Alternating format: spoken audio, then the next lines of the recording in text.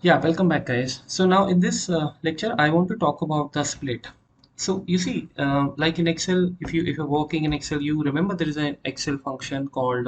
It's not a function actually. It's a feature called text to column, right? So same way, we can also go and define here the delimiter, which can split the data, right? Like for example, if I say that split function, you can set here the delimiter, whatever the separator you want. For example, in our case, there is a space between good and job, right? So if I want to split them, I can go and say split. You have to go and then write here whatever the delimiter your data has.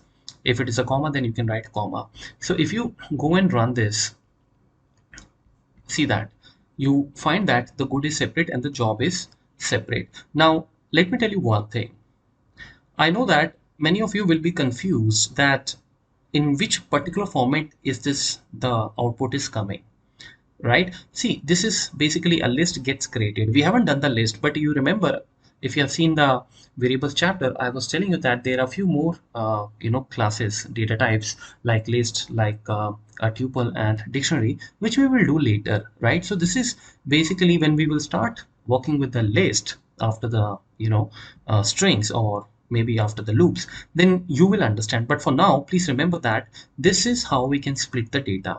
Okay, so suppose if I go and write here uh, good job done, then you'll find here that good job and the done is there. Okay, now obviously if I, let's say, just put the comma here, and now it will be very interesting to see that how the split is going to behave. So basically split will split good and job comma done will be taken together.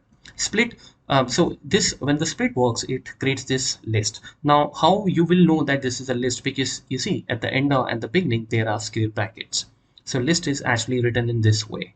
Okay, for example, like we write here hello, hello world, for example. You know that I can now take this as a string and I can use all those string the functions which we have seen. I can slice and dice out to this, right? When you're going to actually learn about the list, then basically what you will do is you will actually create this all in the square packets like this, in the square packets like this.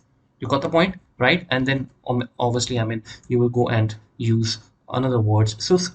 So in the list also we can do the slicing and dicing. Okay, so slicing and dicing is almost same. That so that when we are learning the going to learn the list, it will help you a lot, these concepts, because you have already learned how to slice and dice the strings. There will be a little bit of different things, right, methods, functions, which I will definitely tell you. But for now, this is, you just need to remember that you can split any of the string by using this split function.